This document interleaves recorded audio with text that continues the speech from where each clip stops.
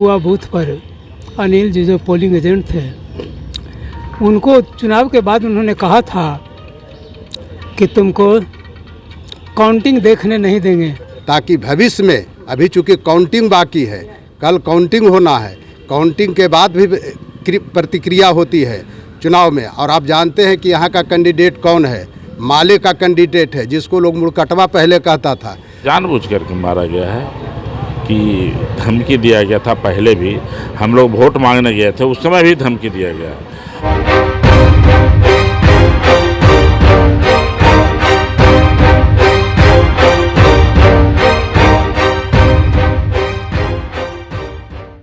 नमस्कार, मैं हूं सोनू पांडे। आप देख रहे हैं मेट्रो न्यूज। नालंदा से एक बड़ी खबर आ रहा है, जहां चुनावी रंजिश में जदयू नेता की पीट कर और धारदार हथियार से हत्या कर दी गई है।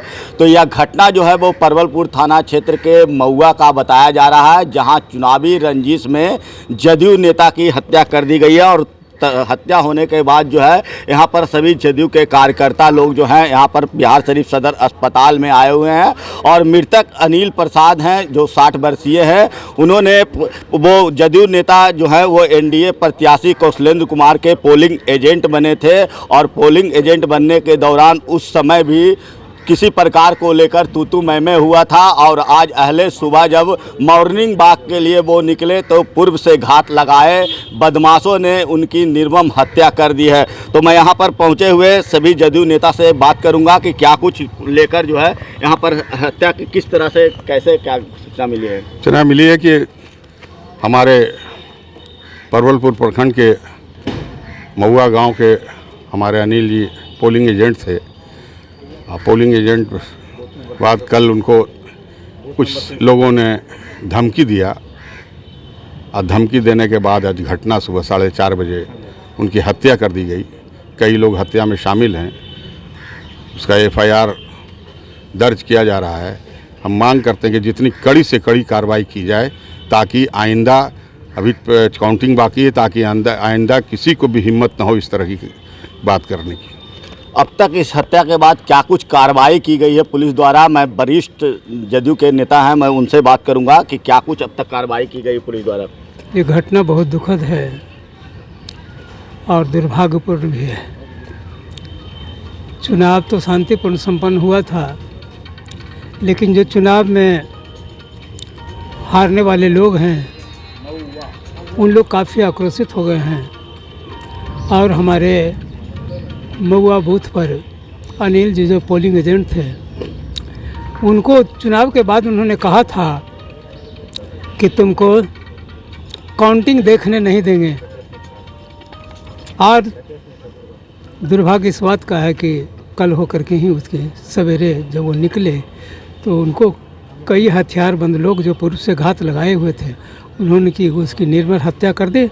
हम लोग उसकी काफ़ी भर्त्सना करते हैं और सरकार से मांग करते हैं कि आज राज्य सरकार या अपने स्तर से ऐसे जगहों पर जहां इस तरह की वारदातें होने की संभावना है, अपने पुलिस को हिदायत करें। मुझे ये भी जानकारी मिली है कि यहाँ के पुलिस अधीक्षक व्हाट्सएप पर सोशल मीडिया के माध्यम से एक बयान जारी किया है, जिसमें उन्होंने ज़मीन विवाद की चर्चा की है। बल्कि ये बातें है नहीं, सच्चाई ये है कि उनकी हत्या चुनाव के रंजिश के वजह से की गई है और इस पर सरकार तत्परता से कड़ी कार्रवाई करे। तो नालंदा के एसपी अशोक कुमार मिश्रा ने व्हाट्सएप के माध्यम से यह जानकारी दिया है कि यह घटना जो है वो ज़मीनी विवाद को लेकर हुआ है, लेकिन जदयू के सारे नेता कह रहे हैं कि यह चुनावी रंजिश के कारण जो है इनकी हत्या की गई है। तो कुछ लोग, मैं और उनसे बात करूंगा। आप देख सकते हैं बिहार शरीफ सदर अस्पताल जो है वो पुलिस छावनी में तब्दील हो चुका है और यहाँ पर पोस्टमार्टम के लिए जो है वो बॉडी को लाया गया है। और उसके बाद जो है यहाँ पर कड़ी कार्रवाई की मांग जो है जदयू के सभी नेता कर रहे हैं। अनिल पटेल जी, अनिल कुमार जी पहले भी कह चुके हैं कि घर में, गांव में भी बोल चुके हैं कि हमको धमकी दिया जा रहा है कि तुमको हम काउंटिंग देखने नहीं देंगे।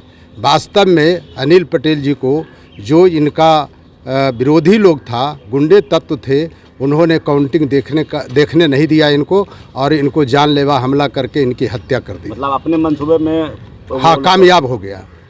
वो लोग अपने मंसूबे में कामयाब हो इसके गए। लिए कोई लिखित आवेदन वगैरह भी थाने में दिया गया था?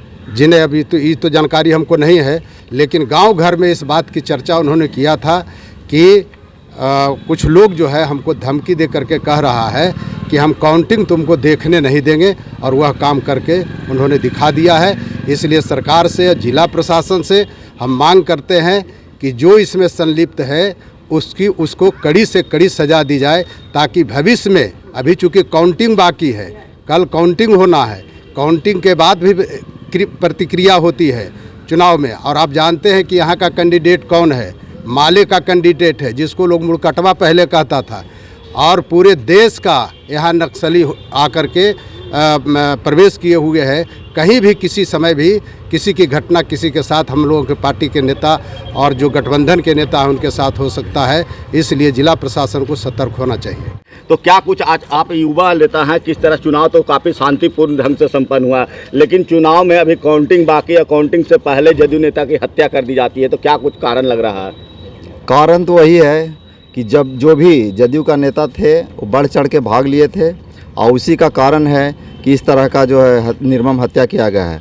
जो इस तरह का जो हम तो राज्य सरकार से मांग करें कि जो भी कार्यकर्ता है उसको भी जो है चुनाव में विशेष ध्यान देना चाहिए।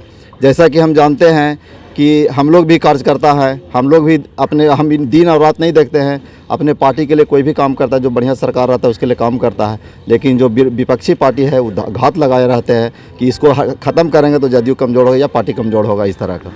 तो इसकी सूचना जैसे ही एनडीए प्रत्याशी सांसद कौशलेंद्र कुमार को लगी, वो बिहार शरीफ सदर अस्पताल में यहाँ पर पहुंचकर पूरे मामले की जांच के लिए उन्होंने बात कही है।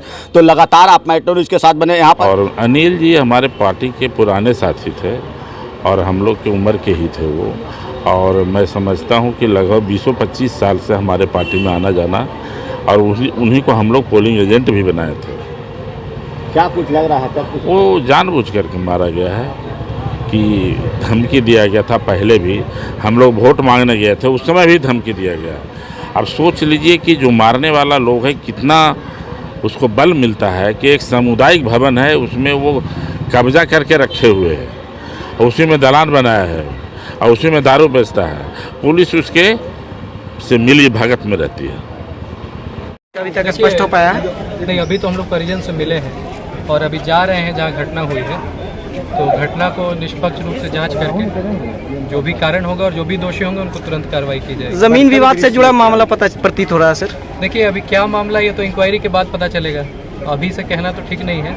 हम लोग जा रहे हैं स्पॉट पर, इंक्वायरी करेंगे और इंक्वायरी के बाद बताएंगे कि क्या पूरा मामला है, लेकिन जो भी दोषी होंगे जल्दी पकड़ेंगे। मौत कैसे हुई है सर? वो तो आप जानते। पर जदयू के जिला प्रवक्ता धनंजय देव है, मैं उनसे भी बात करूंगा कि इसको लेकर क्या कुछ वो कहना चाह रहे हैं।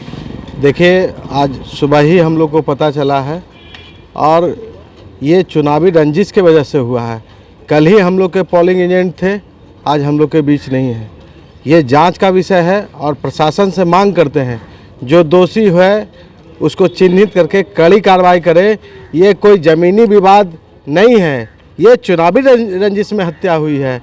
और ये निश्चित रूप से ये ज़िला में अगर किसी जदयू नेता की हत्या होती है और उसका अगर दूसरा कारण बता दिया जाए, ये दुर्भाग्यपूर्ण है।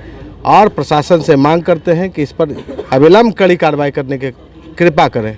सुशासन की सरकार में इस तरह की जो घटनाएं घट रही है इसको लेकर क्या कुछ कहना चाह रहे हैं? देखिए, हमारी सरकार हमेशा सुशासन पर ही काम करती है और दोषी कोई भी रहे वो बचेगा नहीं और निर्दोष फंसेगा नहीं। और दोषी अगर पाताल में भी रहेगा उसको भी हम लोग बाहर निकालने का काम करेंगे। तो ये थे जिला प्रवक्ता धनंजय देव। उन्होंने कहा कि दोषियों पर कड़ी से कड़ी कार्रवाई की जाएगी और जिस तरह से जदयू नेता की हत्या की गई है उस पर सभी लोग जो है वो अपनी अपनी संवेदना व्यक्त कर रहे हैं। तो लगातार आप मेट्रो न्यूज़ के साथ बने रहे। मैं हर एक अपडेट जो है वो नालंदा लोकसभा चुनाव का देता आया हूँ और कल 4 जून है। कल यहाँ बिहार शरीफ के नालंदा कॉलेज में जो है यहाँ पर मतगणना का कार्य किया जाएगा और सुरक्षा के कड़े इंतजाम भी किए गए हैं। तो आप हमारे चैनल मेट्रो न्यूज़ को अगर यूट्यूब के माध्यम से देख रहे हैं तो सब्सक्राइब करना ना भूलें। अगर वीडियो फेसबुक के माध्यम से देख रहे हैं तो लाइक शेयर कमेंट जरूर करें। धन्यवाद।